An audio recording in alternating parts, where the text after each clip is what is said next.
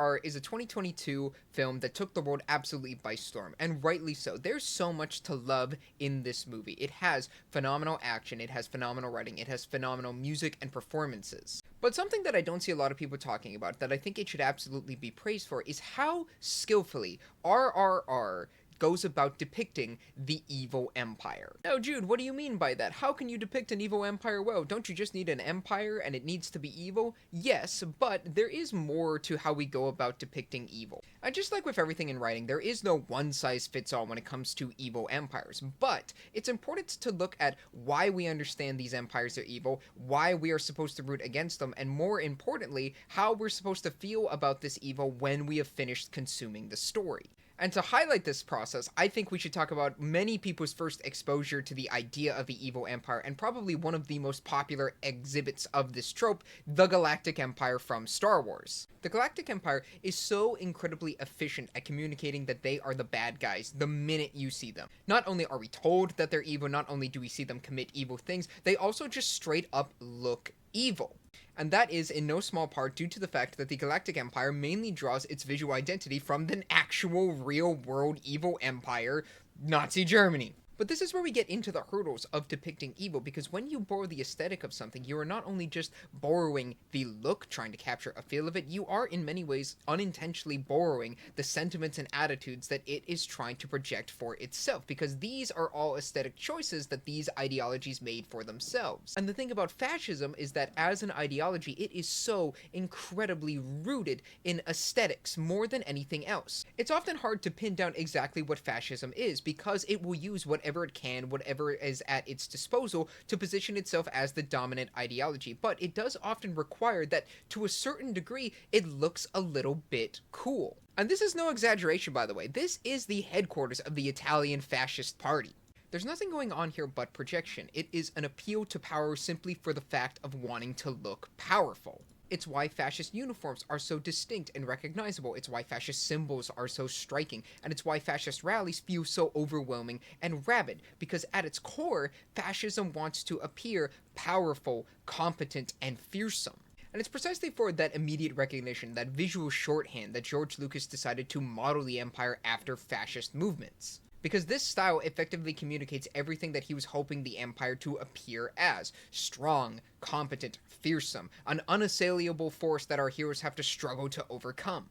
Like, regardless of the later jokes that, stormtroopers couldn't hit the broadside of the barn, or the fact that George Lucas would purposely draw attention to some of the goofier elements of stormtroopers, like adding a sound effect for when this one stormtrooper bumps his head on the door. Take over. Need a hint.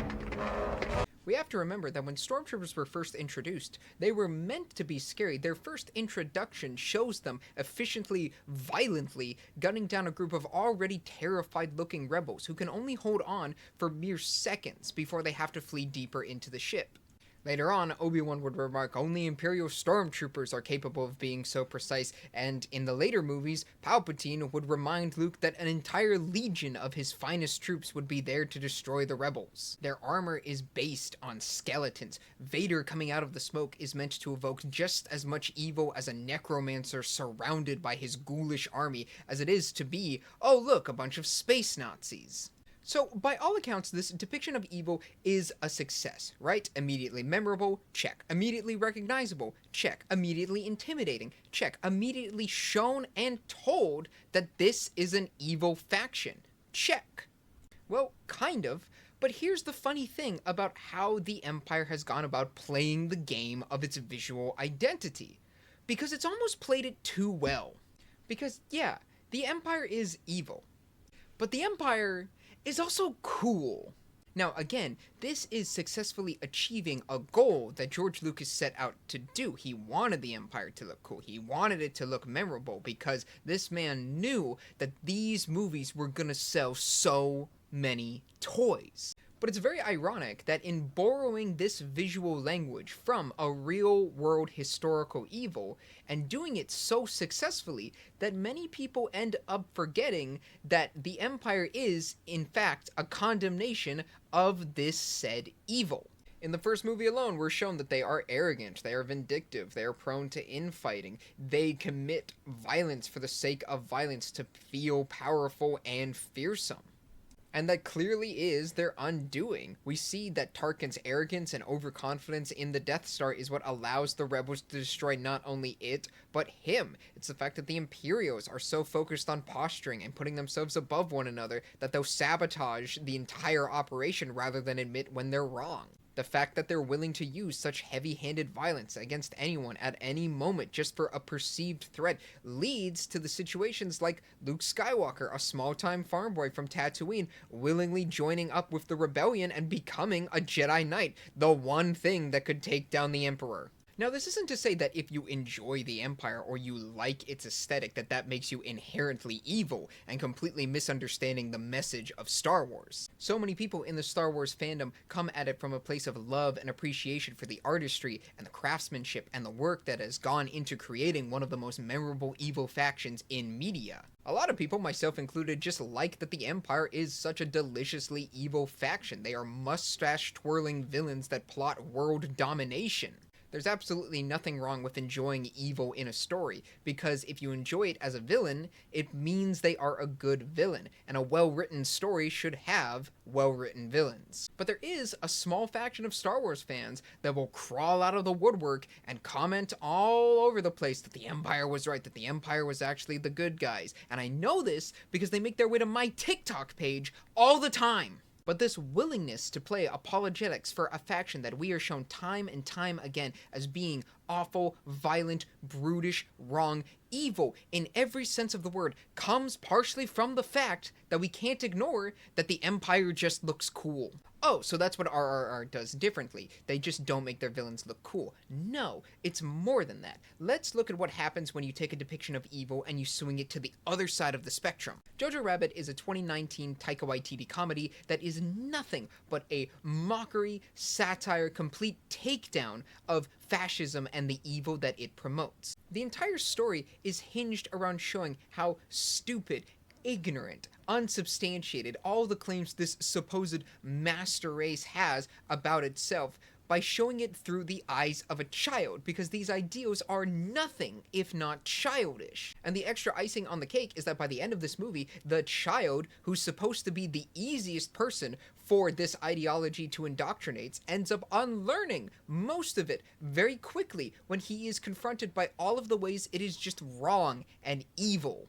Where Star Wars uses the visual language of fascism as shorthand to explain the necessity for our heroes to fight and overcome this evil, Jojo Rabbit goes out of its way to remove any notion that there's anything cool in being the bad guy. All the things that Star Wars does to make the Empire appear menacing and oppressive are mocked in Jojo Rabbit. We're shown constantly how ridiculous it is to be a fascist. They claim to learn, they go to camp, they burn books. This aesthetics first fashion that's meant to inspire awe and fear is just boys playing dress up. Their mad science and super weapons aren't effective at all. They're just a drain on resources that don't help anyone. And the cult-like devotion, the zealotry, is just a bunch of weak, insecure individuals who don't want to be without a group. That scene where they all say Hail Hitler, they say it 38 times in 1 minute. Because despite being so strong and terrifying, they're all scared that if they don't prove themselves to be the biggest fan, they'll be thrown out of the group and they'll lose all of their friends. For what it sets out to achieve, Jojo Rabbit succeeds on every level. The evil that it depicts is not competent, intimidating, or fearsome. It is ignorant and proud of it. So what's wrong with this depiction of evil? Clearly, it achieves everything that it wants to. Not only is evil shown as being evil, but there's nothing glorious or admirable to be found in how these villains behave. Well, that's exactly the point. They're stupid. They're ridiculed over and over and over again, to the point that it's quite literally laughable that anybody believes in this or goes along with it. I wouldn't be like that. I wouldn't fall for those idiots selling me false promises. I'm smart. I'm much better than them. We can't imagine ourselves being anything other than just wise to it. So when, maybe someone shows up and says, hey, if I was just given enough power and was able to do whatever I want, I could totally solve all of our problems. We look at it and we go, well, this is completely different. So there's a balancing act we have to find with evil. They have to be competent enough that we don't find them toothless, but they can't be so competent that we forget that they're evil and start finding them cool. And that is the needle that R.R.R. so skillfully threads. For their evil empire, R.R.R.A. uses an actual real-world evil empire, the British Empire, but also makes it clear that they're not a titanic, unassailable force, and they're not laughable idiots that simply don't know they're wrong. What they are thugs, and they have guns.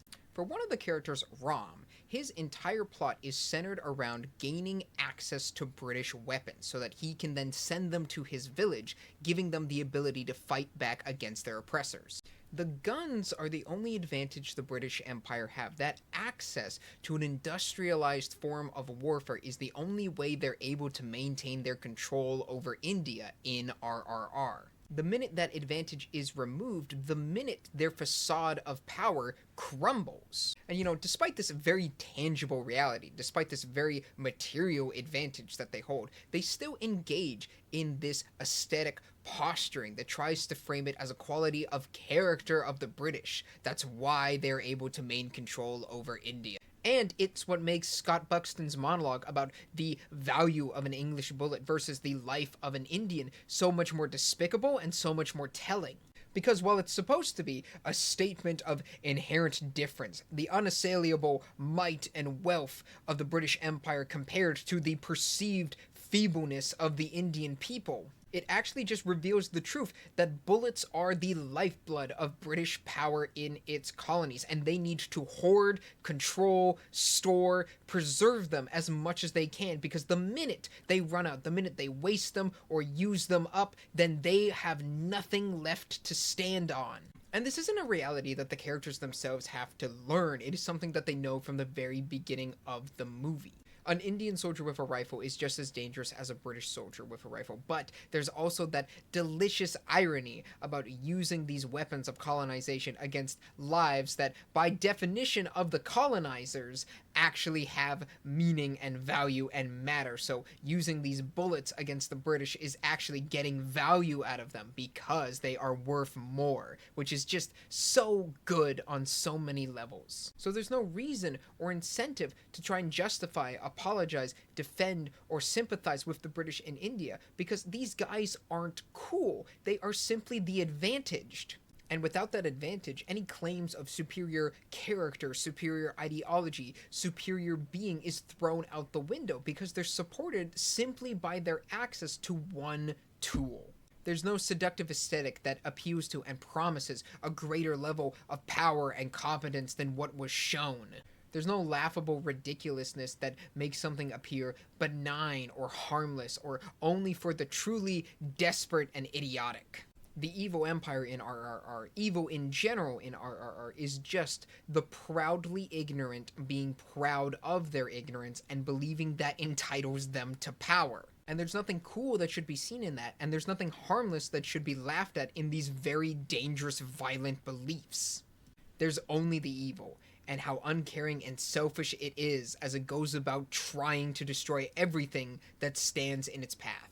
And I really think that more stories could learn from R.R.R. about how you go about having a villainous evil faction without trying to justify or defang it in any way for the sake of story. And yeah, if you haven't watched this movie, you should definitely go watch it and let me know what you think.